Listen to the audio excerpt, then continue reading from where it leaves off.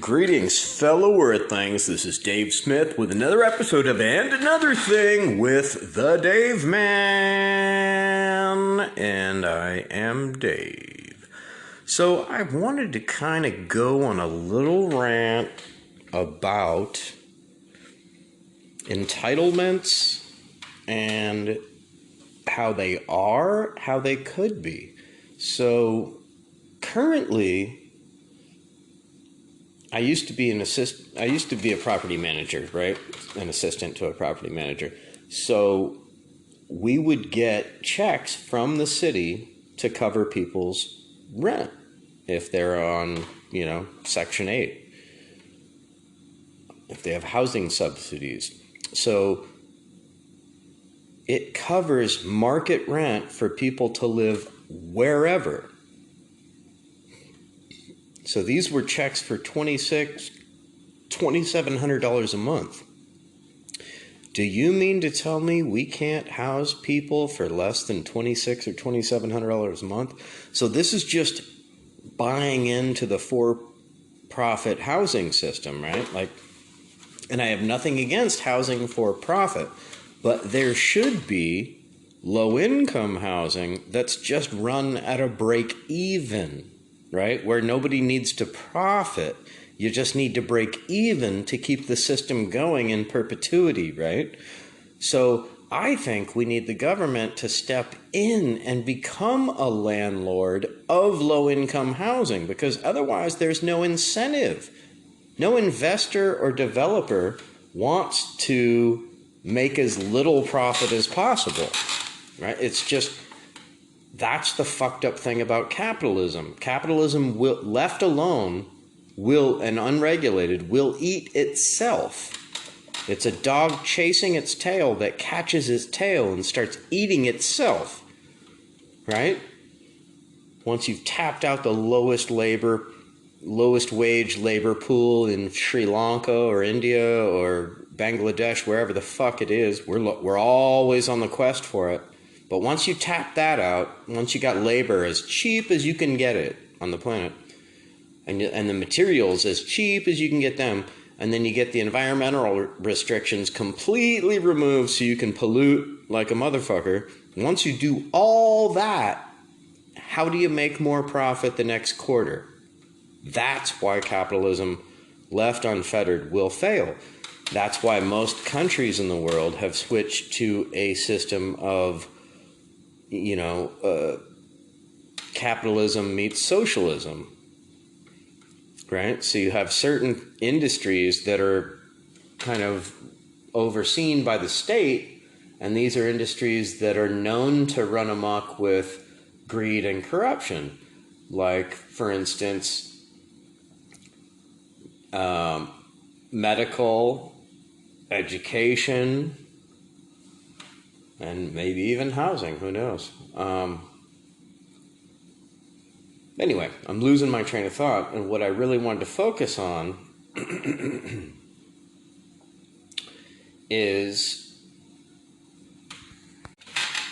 the fact that we're being told we can't afford these social programs, but we're forking out all this money, more money, to keep part of the social program going, but also support the free market, right? So instead of just having state-run, low-income housing that's at a break-even, non-profit, realm, we have people getting subsidies to live wherever they want to live. Oh my God, $2,600 a month? It shouldn't cost that much to house somebody. If you take away the profit, that is ridiculous. So the Republicans harp about, and I'm not a Democrat. I'm begging, I'm cringing for a third party. We need a third party. So I'm not a Democrat. I voted Green Party. I'm not a Democrat, not a Republican. So we need to look outside the box. But the current system of giving somebody a voucher so that they can pay market rent, so we're housing low-income people at market rent, That's insanity. We need to build low-income housing, tiny home villages. You know, the equivalent. Tiny home villages, low-income apartment buildings, and you have those interspersed so you don't create a ghetto, right? But for fuck's sake, to give somebody a voucher so that they can, so then the taxpayers are subsidizing their rent at the overpriced asking price that the gouging landlord is asking? That's ridiculous. Especially in California, rents are through the fucking roof. And it has nothing to do with people's mortgage price or anything. It's the housing market. There's not enough housing. And now, since Corona and the crash, so since Corona, all these high-tech people haven't been going to work in San Francisco, right? And they were able to telecommute. Well, the companies quit their leases on the buildings and are telling everybody, guess what? You can permanently telecommute. So now if you worked for Yelp, Google, Pinterest, Facebook, Twitter, Airbnb, or any of the other 10 fucking gig-oriented companies in San Francisco, now you don't have to live commuting distance to San Francisco. So now all those people are moving up here because it's the cheapest place and there's still a little bit of space. So now the rent's up here and the real estate prices up here are going through the roof. I just heard, I was a realtor a couple years ago, still have my license, but a fellow realtor posted on Facebook, my friend Joni, there was a place in Petaluma recently, it just went for $40,000 over asking. So what is that? That's city money coming north. That's fuck you money coming north. So what's going to happen? The prices are going to go up. It's going to be less affordable, less attainable for somebody to get their first house. So here we go again. It's happened all through San Francisco, every different neighborhood, including Western Addition and Hunters Point. Now it's, then it spread to the East Bay, South Bay. Now it's spreading here. So, but what I want to focus on is this voucher thing. So why give people a voucher to live in a market rate place and the owner of that is making a bunch of profit? So that's basically subsidizing somebody's profit. Basically, if you want to get super simple with it, right? Taxpayers subsidizing somebody's profit. Well, I say fuck that. If we're going to subsidize anything, we subsidize a non-profit that only exists to house people and not to make profit and have a house on the hill and a Mercedes and fucking blah, blah, blah, blah, blah.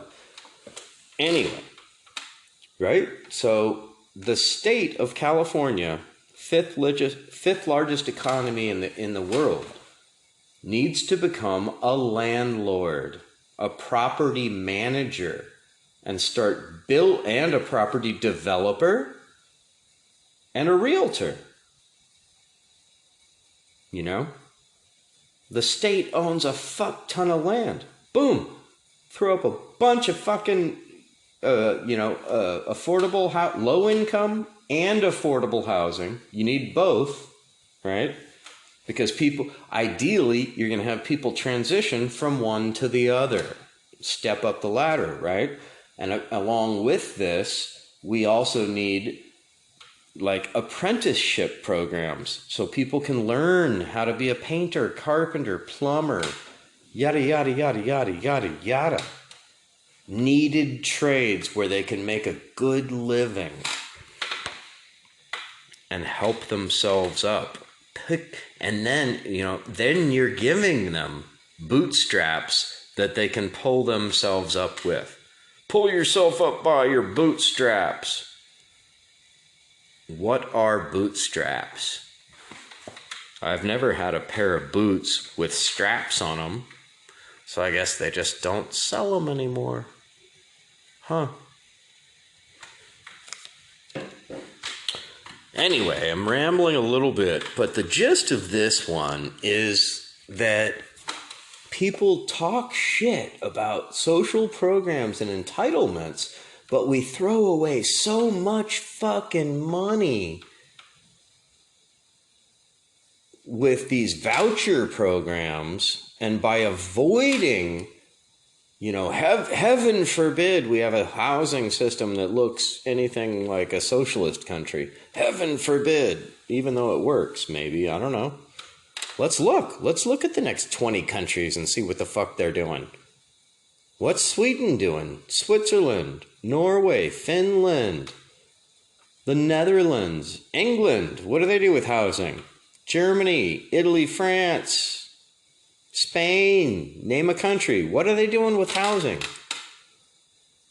But I bet they don't have 40% of their population that can't afford a $400 emergency.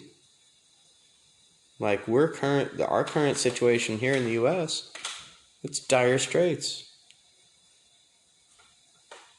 Brings up a whole nother thing. Deaths of despair. Look that up. Deaths of despair. People are killing themselves in the United States in unprecedented numbers. Drinking themselves to death, killing themselves with drugs, or straight up just suicide. But all three are cashing out, are mentally just like, I'm done. Right? If you're going to kill yourself with booze, drugs, or a bullet, you're done. So why are so many people fucking done? Oh, because it's so fucking stressful to live here now. The only industrialized nation without universal health care. It's unfathomable, really, right? So like what happens if, and we don't have free college, right? So what happens if you just, you're from a poor family, you grow up, you work at Walmart, you graduate high school, you work at fucking Walmart, can't really afford college, whatever, probably on food stamps, because most Walmart people are, probably don't have the best diet, so then you get diabetes and shit, because you're eating fast food, drinking too many sodas, and no free health care. Oh fuck, now you're on dialysis, right? I mean, it's a setup for a downward spiral instead of a setup to lift people up.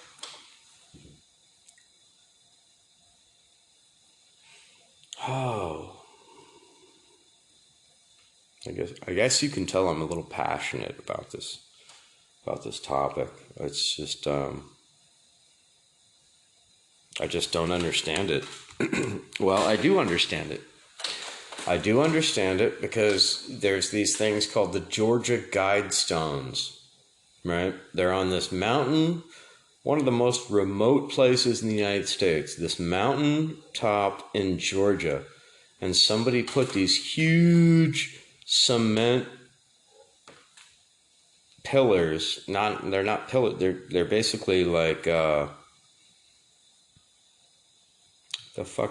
what the fuck would you call it?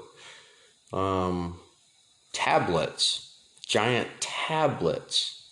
They're about 6 inches thick, 10 feet tall, and 3 feet, 4 feet wide. And there's inscriptions on them, and there's multiple. So there's, multiple walls in a circle.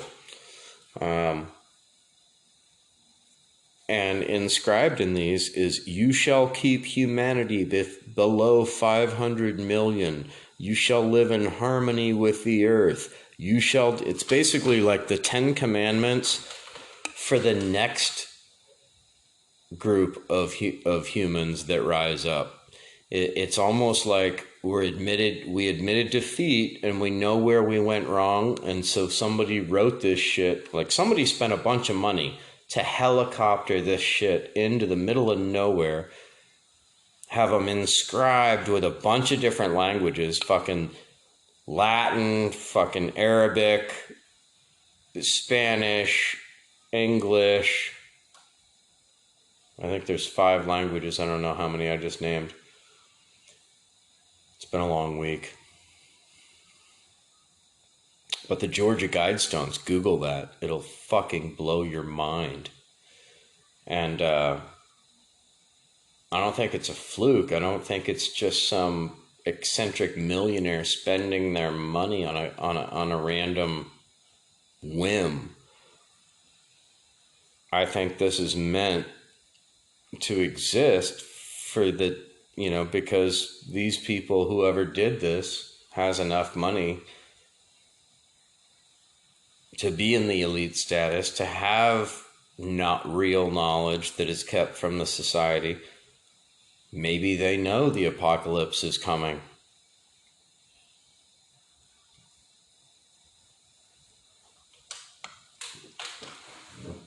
Why the fuck else would you spend millions of dollars to erect like an instructional totem pole in the middle of fucking nowhere?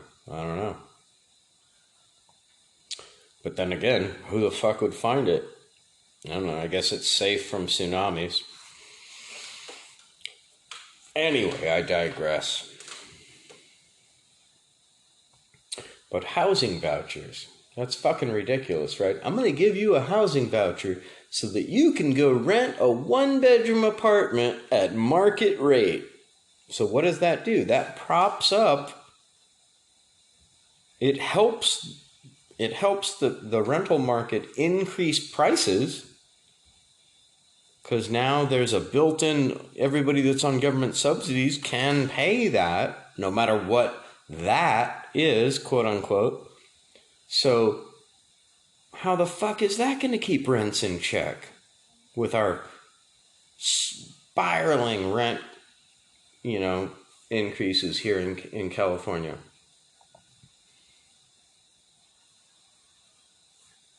How the fuck is that going to help? What would help is mandating break even, right? So if you build an apartment complex with 100 units, 10 units should be priced where you break even and make zero profit, right? Either that, or I think a better idea is what I just came up with, and I didn't just come up with. I've been working on this for years, but I think the state of California should become a property manager and manage property that it owns, develop free for homeless, low income for employed but poor, and affordable for aspiring people to live in. And you give, and this way you're helping all of society. You give people a leg up and help people move towards home ownership. Because home ownership, the more homeowners you have, the stronger your state is, right? So why would the state not want to help people get into home ownership? Because of profit. Because of the Apartment Managers Association of America. Because of realtors. So like I said, I'm a realtor. Not active, but have an active license. And part of the dues that you have to pay as a realtor to the National Association of Real Estate, the California Association of Real Estate, the Bay Area Association of Real Estate, all these fees that you pay, they take those and they use them to lobby against rent control on similar ordinances. So the machine, the housing for profit machine, housing is merged with Wall Street. So that machine needs to churn, or so it thinks, needs to churn. And I think we need to change that. We need to at least develop another avenue of non-profit, affordable, and low-income housing.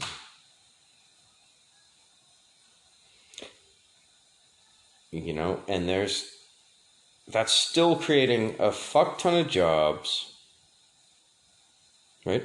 People have to manage those properties. People have to build those properties.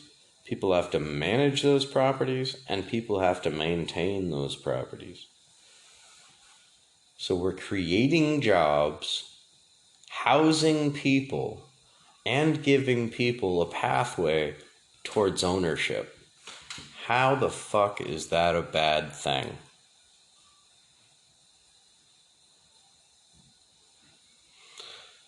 And I think I'll wrap it up on that note. This has been Dave with another episode of And Another Thing with Dave. Corona episode. Booming cases. Anyway, if you dig what I'm doing, picking up what I'm putting down, please do subscribe and share with friends. And let's share this and spread this and grow this podcast. Peace out, people, and keep fighting.